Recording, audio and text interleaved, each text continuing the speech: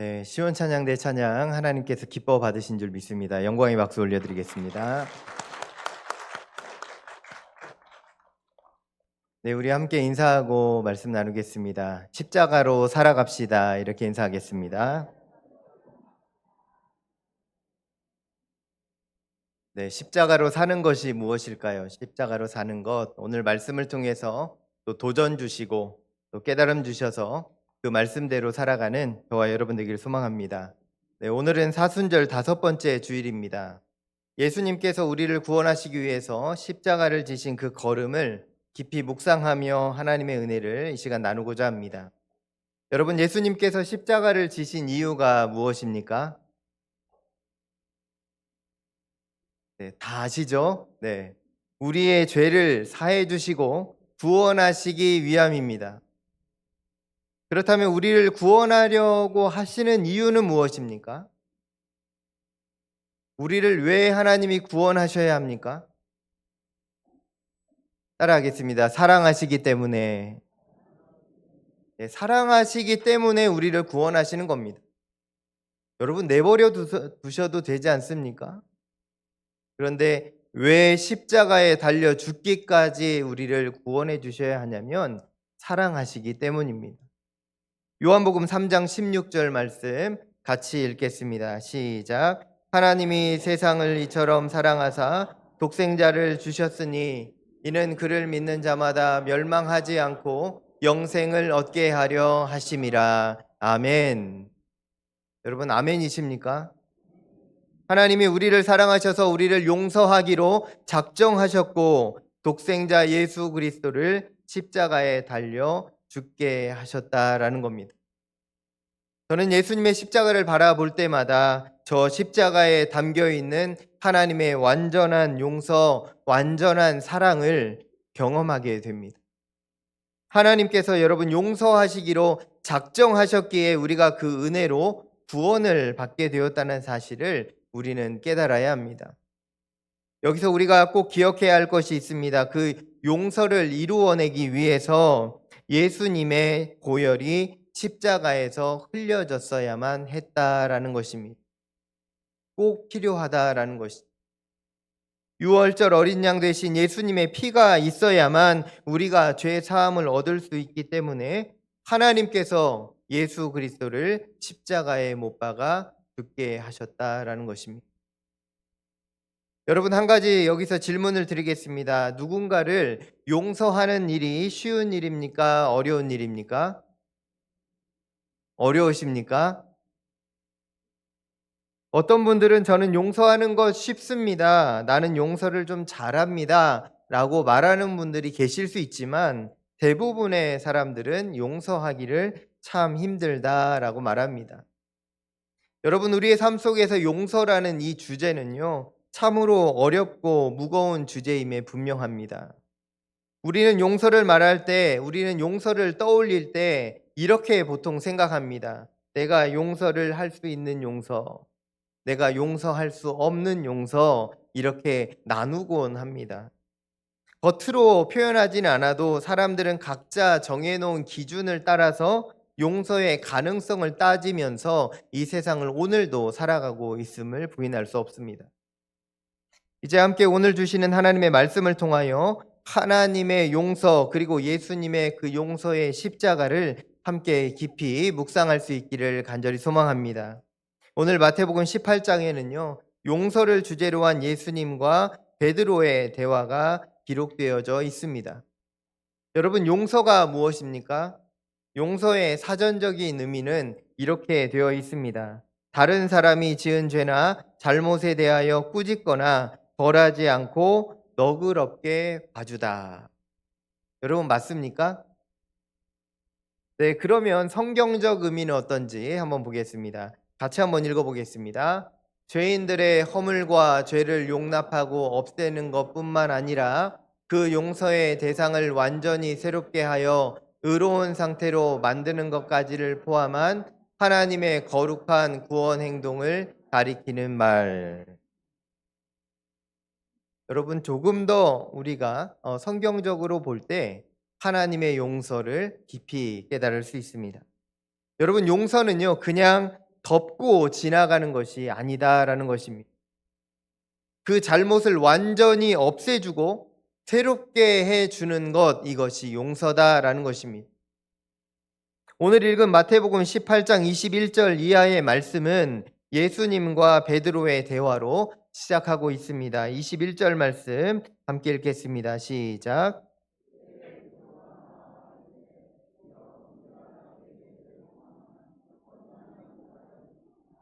일곱 번까지 하오리이까.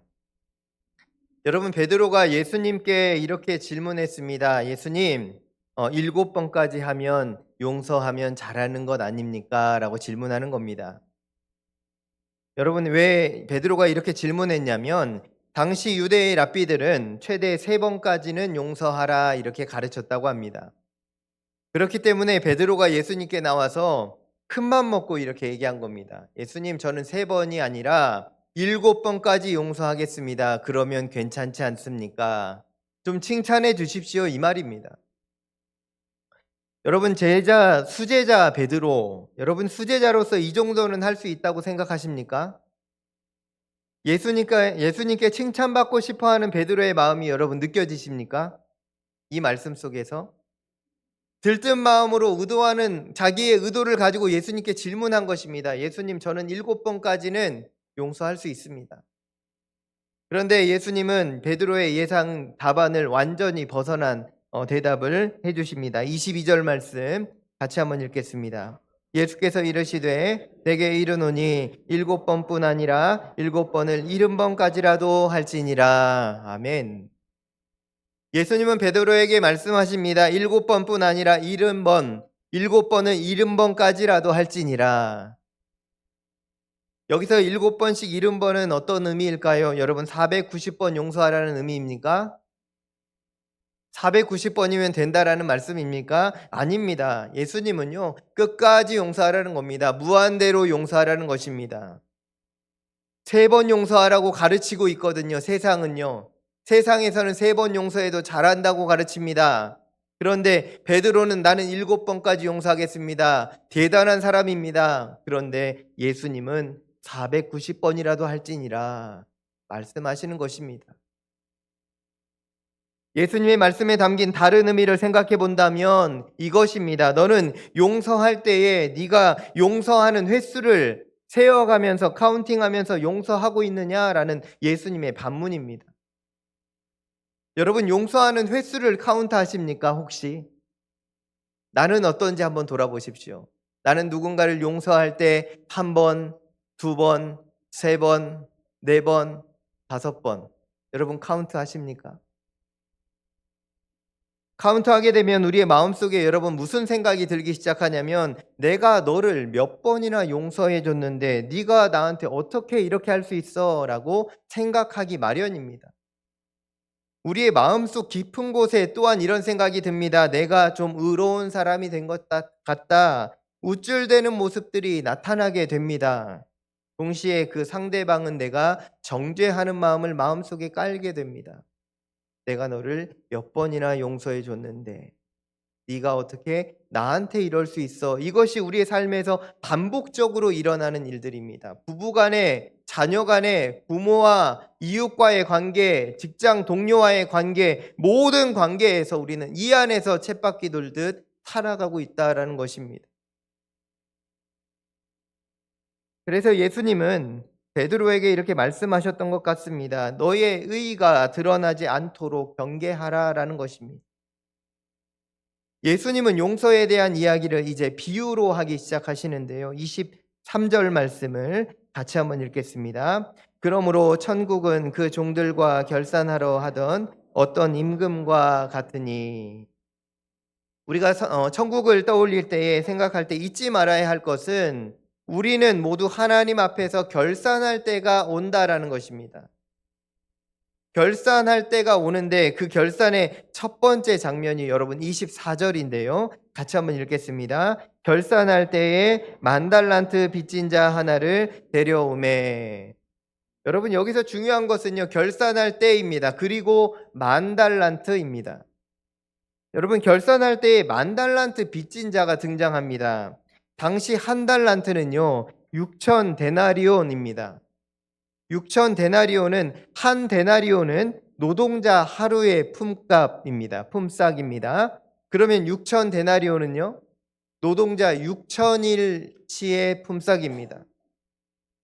한 달란트가 6천 데나리온입니다. 그러면 만 달란트는 얼마입니까?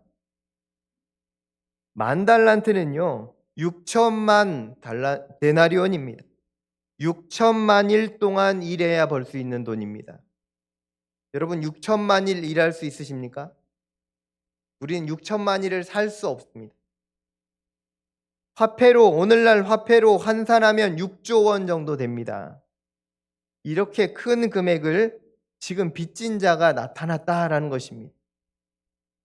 한마디로 우리가 갚을 수 없는 금액입니다. 로마법에 의하면 빚을 진 자는 빚을 갚지 못하고 노예로 팔려가는 일이 부지기수였고, 또 빚진 자가 그 빚을 갚을 능력이 없으면 식구들과 자녀들과 소유물을 팔아야 하는 경우도 허다했다라고 합니다. 이 종과 왕의 관계가 바로 이러한 상황에 놓여져 있었습니다. 그런데 이 종이 주인 앞에서 이렇게 성경을 보면 간청하고 있습니다. 뭐라고 합니까? 내게 참으소서, 다 갚으리이다. 여러분, 이 말은 거짓말입니다. 6조 원을 어떻게 갚습니까?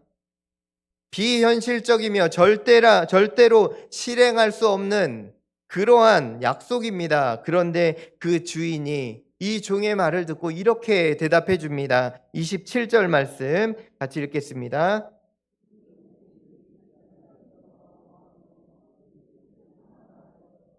아멘. 여러분, 여기서 중요한 구절이 무엇입니까? 탕감입니까? 불쌍히 여겨입니다. 여러분, 불쌍히 여겨주시니 탕감이 된 것이죠. 여러분, 우리는 하나님 앞에 불쌍히 여김을 받은 존재임을 믿으시기 바랍니다. 그렇기에 우리는 구원 백성이 되었습니다. 우리의 죄를 우리가 감당할 수 없는 존재입니다. 그런데 하나님의 이 불쌍히 여김으로 인해서 우리는 참된 구원을, 완전한 구원을 경험한 자가 되었음을 꼭 기억하시기 바랍니다. 그래서 우리는 십자가가 중요한 것입니다. 십자가를 바라볼 때에 그 은혜, 탕감의 은혜, 죄 사함의 은혜를 우리가 매일 기억할 수 있기 때문입니다.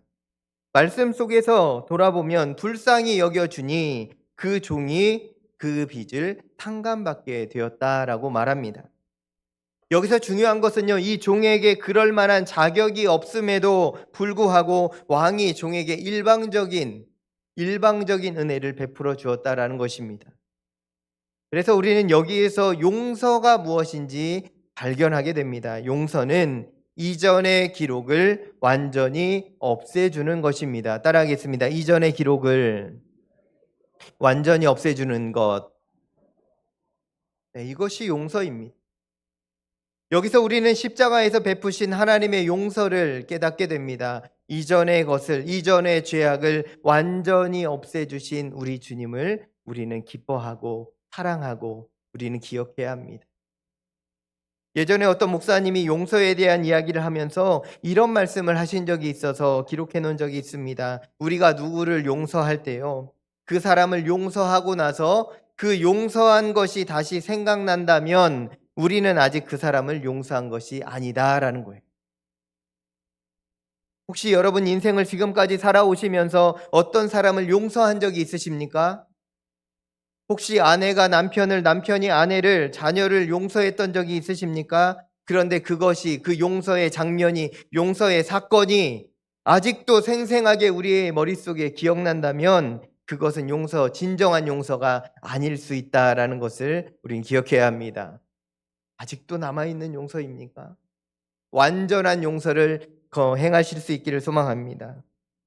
다시 말씀으로 돌아가 보겠습니다. 여러분, 이 10,000달란트 빚진 사람이 그 빚을 주인에게 탕감받았을 때 여러분 그 마음이 어땠을지 한번 상상해 보십시오. 6조라고 하니까 조금 마음이 와닿지 않으시죠? 그러면 줄이겠습니다. 6억으로 하겠습니다. 6억으로 해야 조금 더 은혜가 되십니까? 네, 그러실 것 같아요. 저도 그래요. 6억 원의 빚이 있습니다. 빚이 있는데 어느 날 그 빚을 빌려준 사람이 나에게 전화가 왔습니다. 6억 원 갚지 않으셔도 됩니다. 그러면 여러분 어떻게 했습니까? 할렐루야입니다. 여러분 6조 원의 빚은 어떻겠습니까? 말로 표현할 수 없는 은혜입니다. 그러면 이 빚진 사람이, 빚을 탕감받은 사람이 제일 먼저 이 소식을 들으면 누구에게 달려가야 합니까? 다 다르세요? 저 같으면 가족에게 달려갈 것 같습니다. 왜냐면 가족이 이 빚 때문에 너무 고생하는 거죠. 야, 얘들아, 뭐 아무개 뭐 이제 부르면서 얘기하겠죠. 빚을 탕감받았어. 그러면서 얼마나 즐거워해야 맞습니까? 그런데 여러분, 오늘 이 비유 이야기의 이 사람은 이상한 일을 저지르고 있습니다. 이상한 방향으로 이야기가 흘러간다라는 것입니다. 28절 말씀을 보니 그 종이 나가서, 여러분 그 종이 누구입니까? 10,000달란트 탕감받은 이 종이 나가서 누구에게 달려가서 무엇을 하고 있습니까?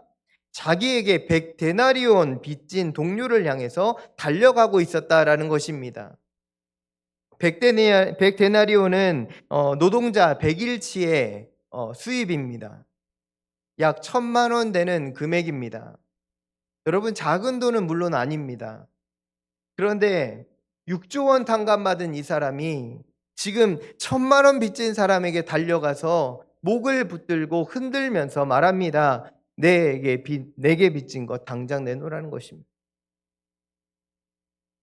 여러분, 이 빚을 갚으라 재촉하는 장면은 뭔가 불편한 상황이면 분명합니다. 우리가 상상해 보아도, 우리가 바라보아도 너무너무 불편한 일입니다. 여러분, 이 사람에게 용서의 은혜가 느껴지십니까? 그 마음에 용서의 그 은혜와 감격이 살아 있습니까? 없어졌습니다. 100데나리온 빚진 자의 목을 붙들며 흔들면서 빚을 갚으라, 빚을 갚으라 외치고 있는 이 사람에게서 하나님 주신 은혜와 용서는 전혀 느껴지지 않고 있다라는 것입니다.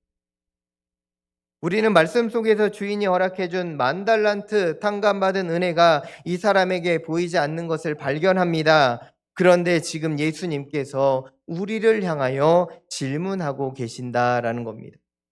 너희도 혹시 이렇게 행동할 때가 있지 않았느냐라는 것입니다. 너희가 은혜를 받았음에도 불구하고 이웃을 향하여 화를 내고 분노하며 살아오지 않았느냐라고 오늘 우리에게 우리 주님께서 말씀해 주고 계신다라는 것입니다. 더 충격적인 것은요, 29절 말씀인데요. 같이 읽어보겠습니다. 그 동료가 엎드려,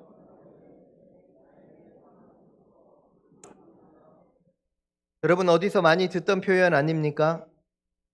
이 표현이 26절에서 10,000달란트 탕감받은 사람이 그 주인에게 했던 그 표현이 그대로 이제 거꾸로 나오고 있습니다. 엎드려 절하며 이르되 내게 참으소서 다 갚으리이다 이야기하고 있습니다. 이 1,000만 원 빚진 사람이. 그런데 30절에서 이 사람은 100데나리온 빚진 사람을 용서하지 않습니다. 허락하지 아니하고 이에 가서 그가 빚을 갚도록 옥에 가두거늘 이라고 말씀합니다.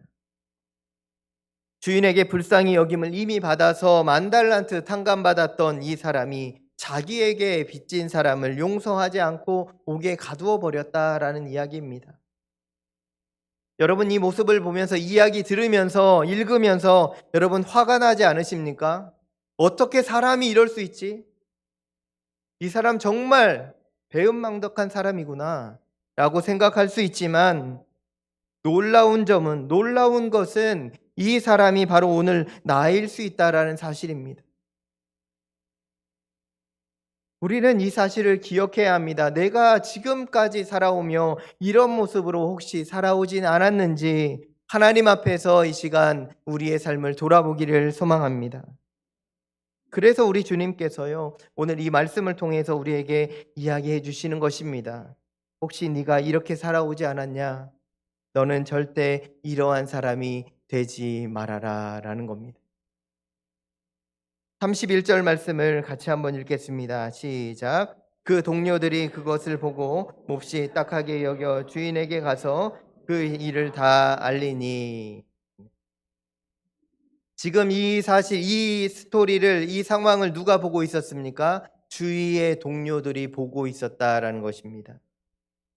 은혜를 분명히 받았는데, 받았음에도 불구하고 그 은혜를 다른 사람에게 흘려보내지 못하는 인생을 세상에 있는 사람들이 보고 있었다라는 것입니다. 그래서 여러분, 그 동료들이 어떻게 행동합니까?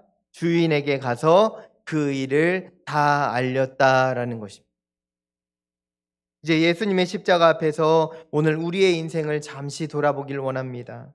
오늘 우리의 교회가 어려움에 빠진 이유는 무엇입니까? 오늘날 그리스도인들이 하나님을 증거하지 못하는 이유는 무엇입니까? 하나님께서 우리에게 베풀어 주신 그 은혜, 그 용서의 은혜를 우리가 세상 가운데 흘려보내지 못하고 있어서 그런 것은 아닙니까? 나만 받은 은혜입니다.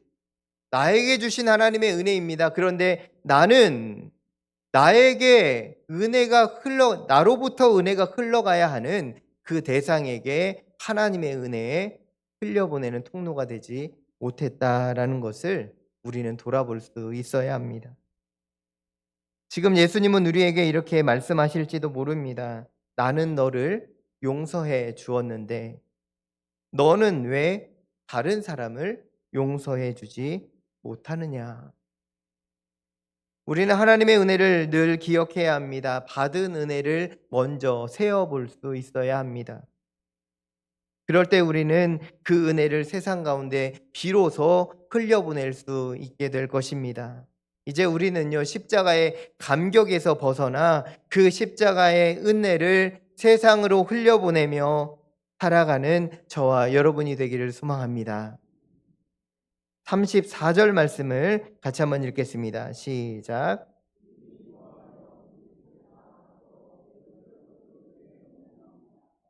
아멘. 여기서 충격적인 사건이 하나 나옵니다. 그 전에 탕감받았던 그 빚을 이제 다시 주인이 갚으라 하는 것입니다. 이 장면은 주인은 그의 빚을 용서해 주라는 앞선 명령을 철회했다라는 것을 알 수 있습니다. 6조 원을 다시 갚아야 합니다. 한편으로 매우 우리가 이 이야기를 들으며 통쾌한 마음이 들기도 하지 않습니까? 아, 그렇게 행동하더니 잘 됐다. 여러분, 그렇지 않습니까? 그런데 이 사람이 만약 나라면 문제가 달라진다라는 것입니다. 이야기는요, 매우 진지하게 전개되는 이야기입니다. 제자들의 여러분 얼굴을 예수님이 하나하나 쳐다보면서 이야기를 하고 계신다라고 상상해 보십시오. 이 시간에는 예수님이 나를 향해서 이 얘기를 직접 들려주고 계신다라고 한번 상상해 보십시오. 그러면 이 이야기가 너무너무 무겁게 다가오는 말씀이 됩니다. 하나님께서 이미 베풀어 주신 은혜를 그 행동으로 인해 다시 용서받음을 철회하고 옥에 가두게 될 만큼 하나님의 분노가 느껴지는 이야기로 우리는 이 말씀을 볼 수 있습니다. 35절 말씀은 이렇게 기록하고 있습니다. 함께 읽습니다. 너희가 각각 마음으로부터 형제를 용서하지 아니하면 나의 하늘 아버지께서도 너희에게 이와 같이 하시니라. 아멘. 여러분, 이 말씀은 굉장히 두려운 말씀입니다. 떨리는 말씀입니다. 너희가 각각 마음으로 형제를 용서하지 아니하면 하늘 아버지께서도 너희에게 이와 같이 하시리라. 이 말씀에서 우리는 주기도문을 떠올릴 수 있습니다. 주기도문에 왜 그 구절이 들어가 있는지 비로소 깨닫게 되는 말씀입니다. 우리가 우리에게 잘못한 사람을 용서해 준 것 같이 우리의 죄를 용서하여 주시고, 예수님이 왜 이 기도를 계속해서 드리라 우리에게 가르쳐 주셨을까요? 이것이 너무너무 중요하다라는 것입니다. 이제 우리의 시선을 예수님의 십자가로 옮겨보겠습니다. 예수님의 십자가는 우리를 용서하신 십자가입니다. 우리를 구원하신 십자가. 우리는 십자가를 볼 때마다 이 용서의 은혜를 기억해야 합니다. 지금 10,000달란트 빚진 자가 하나 잘못한 것이 있습니다. 그것은 용서받은 은혜를 잊어버렸다라는 것입니다. 우리는 용서받은 은혜를 기억해야 합니다. 이미 받은 용서의 은혜를 우리도 잊어버릴 때 우리는 다시 십자가를 바라보며 살아가야만 합니다. 그렇지 않으면 우리도 넘어지게 될 것입니다. 우리가 감당할 수 없었던 죄를 용서받고 지금 이 시간 주님 앞에 나와 예배하며 감격으로 살아가고 있음을 고백하며 늘 십자가 자랑하며 십자가로 살아가는 저와 여러분 되기를 소망합니다. 그럴 때 우리의 삶 속에서 용서의 은혜가 정말 생수처럼 강물처럼 세상 가운데로 흘러가게 될 줄로 믿습니다. 그런데 여기서 중요한 것이 있습니다. 용서는 우리의 힘과 능력으로 할 수 없다라는 것입니다. 겉으로 용서했다 할지라도 마음속 깊은 곳에 자리 잡는 용서하지 못함이 우리의 인생 가운데 있기 때문입니다. 그러면 용서는 어떻게 해야 합니까? 우리 안에 계신 예수 그리스도, 우리를 이끌어 가시는 성령 하나님, 성령 충만함으로 살아갈 때 비로소 용서하는 삶이 이루어지게 될 줄로 믿습니다. 여러분 성령 충만하십시오. 십자가로 살아가십시오. 사순절 5째 주일 예배를 드리며 십자가를 묵상하는 우리가 다시 발견해야 할 것, 다시 기억해야 할 것은 바로 용서의 십자가입니다. 용서의 은혜, 예수님의 십자가는 우리에게 용서의 능력을 줍니다. 10,000달란트 탕감받은 자로 살아가고 있는 오늘 우리가 하나님 주신 용서와 그 은혜를 능력을 힘입어서 우리에게 이제 100데나리온 빚진 자를 향하여 용서의 마음을 열고 살아가는 인생 되기를 축원합니다. 비록 우리에게 작은 희생이 따를 수 있고 작은 손해가 따를 수 있습니다. 내가 그것을 용서해 주어야 할 때는 분명히 손해가 따릅니다. 그럼에도 우리가 먼저 받은, 우리가 넘치도록 받은 우리 하나님의 그 은혜와 용서의 사랑을 기억하고 세상 가운데 그 사랑을 흘려보내며 살아가는 저와 여러분이 되기를 예수님의 이름으로 간절히 축원합니다. 기도하겠습니다. 하나님, 십자가의 그 사랑의 은혜, 용서의 은혜를 우리에게 허락하여 주시니 감사합니다. 10,000달란트 빚진 자 된 우리가 하나님의 정말 말할 수 없는 용서와 그 사랑을 힘입어 지금 살아가고 있음을 고백하며 우리에게 100데나리온 빚진 자를 향하여 사랑의 손을 내밀 수 있는 사랑과 은혜의 마음을 더하여 주시옵소서. 그래서 하나님 아버지, 그 사랑을 세상 가운데 흘려보내는 그리스도인으로 하나님 기뻐하시는 삶을 살아낼 수 있도록 우리 한 사람 한 사람을 붙드시고 인도하여 주시옵소서. 이 모든 말씀 예수님의 이름으로 간절히 기도하옵나이다. 아멘.